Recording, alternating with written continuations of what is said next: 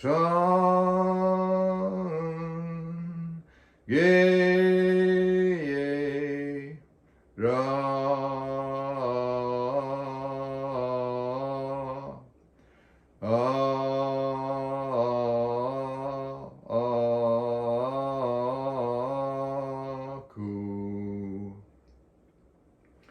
無常釈迦如来二有道上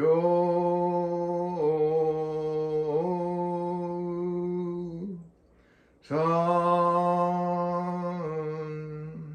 芸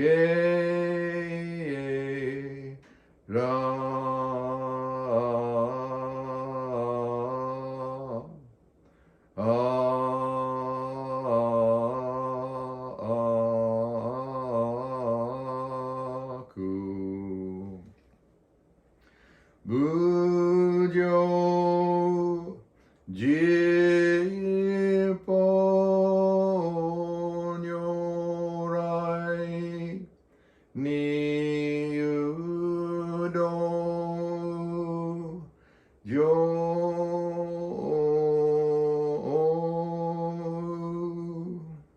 三芸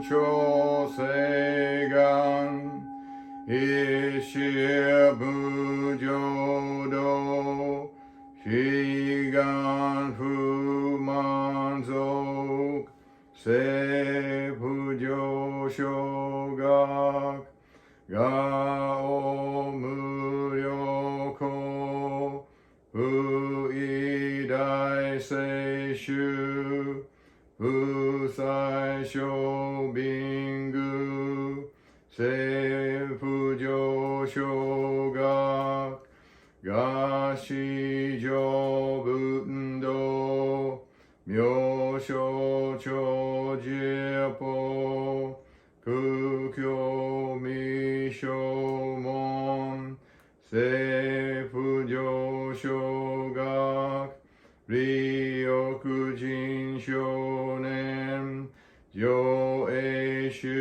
凡行四愚無常道一生天人師人力縁大公不生無才道少女三苦妙交際主役難回避地永遠名詞根無安永息小悪道通達全宗門高僧上満足異様老十法日月修十期天候音符言一周解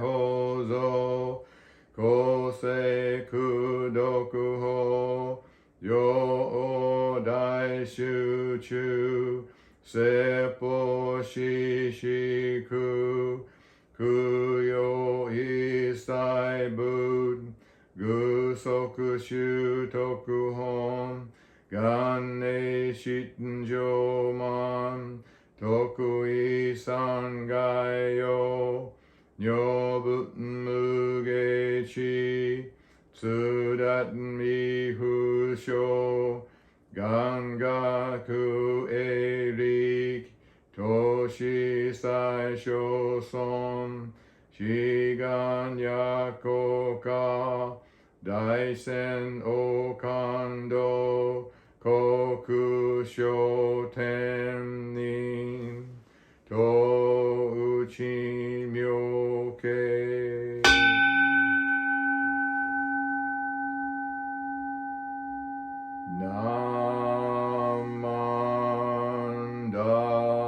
Namandambu, Namandambu, Namandambu,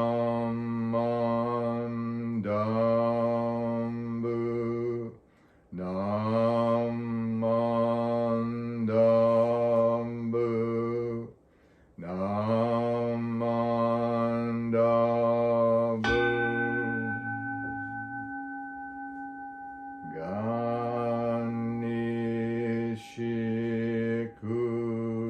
Ganishikudoku Byodo Seisai Dohoten Bodai Shin Ojo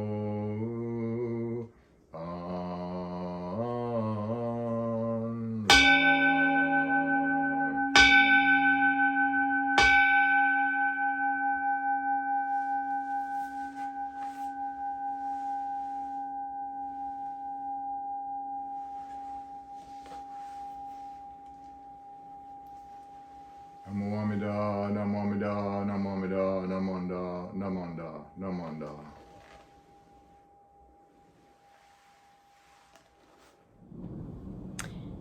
The Jodo Shinshu Creed. Entrusting the vow of the Buddha and reciting the sacred name, I shall proceed through the journey of life with strength and joy. Revering the light of the Buddha, reflecting upon my imperfect self, I shall strive to live a life of gratitude. Following the teachings of the Buddha, discerning the right path, I shall spread the true Dharma.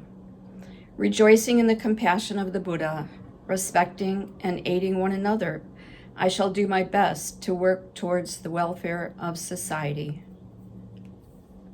Namo Amida Butsu, Namo Amida Butsu, Namo Amida Butsu.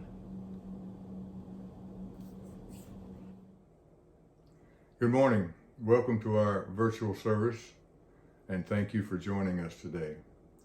Please join me in Gasho for a reading from the collected works of Shinran. Shakyamuni Tathagata appeared in this world solely to teach the ocean-like primal vow of Amida. We, an ocean of beings in an evil age of the five defilements, should entrust ourselves to the Tathagata's words of truth. Namo Amida Butsu, Namo Amida Butsu, Namo Amida Butsu, Namo Amida Butsu, Namo Amida, Namo Amida. About 2,600 years ago, a young prince in northern India named Siddhartha Gautama was born to King Suddhodana and Queen Maya. Siddhartha was a prince of the Shakya clan, and he was a warrior. Shortly after his birth, a hermit, a seer, named Asita, who lived in the mountains not far away, came down to the palace and was shown the child.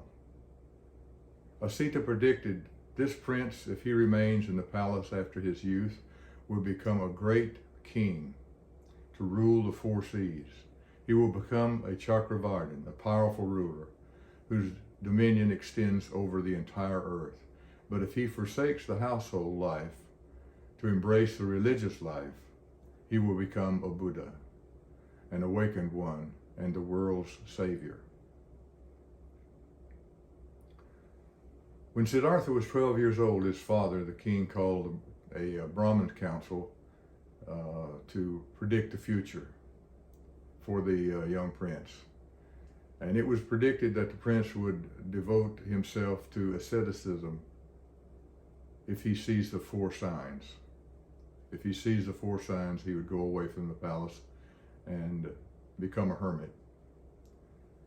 Now the king, not wanting his son to be a great, or rather wanting his son to be a great monarch, a Chakravartin, a very powerful ruler, he was just shocked by this prediction. And because of this, he provided his son with all of the luxuries and the best education.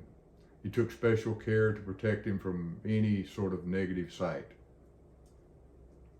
The king, or the prince's father, sheltered him from the painful, hard, and ugly things of the world. The palace in which he was raised, with its parks and its lakes and its perfectly attended gardens, gave you a glimpse of what the homes of the gods must look like. He had 100 raven-haired concubines of almost catastrophic beauty, and he ate food so fine and sumptuous that even its rich aroma was enough to satisfy a man's hunger. At the age of 13, he became bored. He became bored with his sheltered life, and one day he left the palace. As he rode around, he saw suffering everywhere. He saw an old man who was weak and nearly at the end of his life. He saw a man who was sick and in great pain. He saw a funeral with the family of a dead man carrying the body away to be cremated. Then Siddhartha came across a holy man, a man who had devoted his life to following a god or some sort of spiritual tradition. This man seemed to be very happy and peaceful. He went back to the palace, the prince went back to the palace, but he could not forget what he'd seen. So at the age of 16, Prince Siddhartha was married to the most beautiful princess, who was his cousin, Yasodhara, who later gave birth to a beautiful son. But all these worldly pleasures and emotional ties couldn't provide him with real meaning in his life. And he was always impatient, and he was sometimes depressed. Gautama was constantly troubled and internally dissatisfied with his life. On the night before his 29th birthday, he left the palace. He left behind his beautiful robes, and he put on simple clothes, those that are worn by holy men. He shaved off all of his hair, just like the holy man that he had seen earlier. For the next 6 years, he traveled around the country in search of the answer to the question of why is there suffering in the world? But he couldn't find the answer. Finally, he traveled on until he came to a great tree. Today we call this tree a Bodhi tree. As he sat beneath this tree, he declared, "Even though the flesh falls from my bones and the bones themselves crack, I will not get up from this seat until I have attained supreme and perfect enlightenment." He then sat under this great big tree and began to meditate. He was determined to discover the source of all the pain and suffering in the world. This determined young man, he had to face down all of his inner demons, defying and finally taming all of the temptations and distractions of greed, anger, restlessness, laziness, and self-doubt. And he finally attained a state of calm awareness. His mind had become clear and still, like a pool which perfectly reflects all things in it. Now he sat in meditation for 7 days and nights. After he had sat in meditation for 7 days and nights, the truth came to him. And discovering the truth, Siddhartha had a feeling of great peacefulness. It was a feeling of release from all the things that had been troubling him. Suddenly he was able to stop thinking about himself and all of his worries. At that moment he became Buddha Shakyamuni, sage of the Shakya clans. In the first sermon taught by the Buddha, he told his disciples not to inquire into the origin of the world and to the existence or to the nature of God. He said to them that such investigations were just practically useless and was very likely to just distract their minds. For what he taught was the Four Noble Truths. The first, life is suffering. The second, there is a cause of suffering. which is thirst. Third, there can be cessation from suffering. And fourth, following the Eightfold Path, the right view, right thought, right speech, right conduct, right livelihood, right effort, right mindfulness, and right meditation, that will lead to the cessation of all suffering. This first sermon is called Setting the Wheel of Motion of the Law. Setting into motion the wheel of the law. And today we commemorate the awakening of the Shakyamuni Buddha, the Exalted One, the Enlightened One, the Supremely Awakened One, upon whose teachings the great religion of Buddhism was founded. By his example, he showed us that anyone can become Buddha, a fully enlightened one. We all have this potentiality within us, and it's known as Buddha nature, which when awakened and cultivated, it will enable us to achieve this same enlightenment that Siddhartha Gautama did. But because we live in the declining age of the Dharma, and realizing the difficulty following this Eightfold Path and other teachings laid down by the Buddha, we as Jodo Shinshu Buddhists follow our master Shinran Shonin's teachings. By relying on what Shinran found in Shakyamuni's larger sutra of immeasurable life, he points the way for us.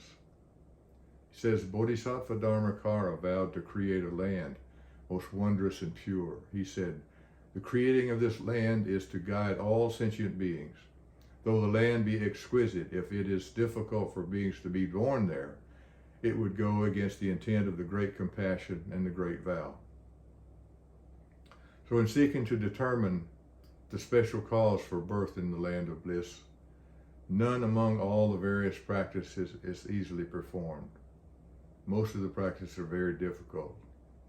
So Dharmakara said, if I were to select filial piety toward one's parents, those who lack piety wouldn't be born there.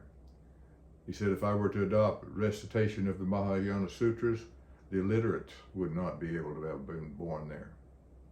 If I determine charity and observance of the precepts to be the causal act, followers who are stingy and who are greedy or who break the precepts, they wouldn't be able to be born there either. If I made patience and effort act resulting in birth, those that were given to anger and laziness, they would be completely abandoned. And so it was with all of the other practices that were prevalent at the time. So he said, hence, in order that all foolish beings, both good and evil, may equally be born, and that they may all aspire for this land of bliss, I'll just simply make the utterance of the three characters of the name, Amida, the special cause for birth. So in bringing my message to a close, this concept that Dharmakara Bodhisattva's vow to bring all sentient beings to enlightenment is an accomplished fact, and that he has already attained Buddhahood. This means that Amida has prepared the means and the place for the enlightenment of all beings, and therefore the liberation of all, regardless of their condition. He has fulfilled. Amida is thus known as the fulfilled or recompensed Buddha, and the Pure Land is known as the fulfilled land. Please join me in Gasho for Shinran's words. Had we not received the power of Amida's universal vow, when, in what kalpa, could we part from this Saha world? And how could we now expect to reach that precious land? It is indeed the power of our guide, Shakyamuni, who appeared in this Saha world, but for the encouragement of the guide, our teacher, how would we be able to enter Amida's Buddha's pure land? Namo Amida Butsu. Namo Amida Butsu. Namo Amida Butsu. Namanda. Namanda.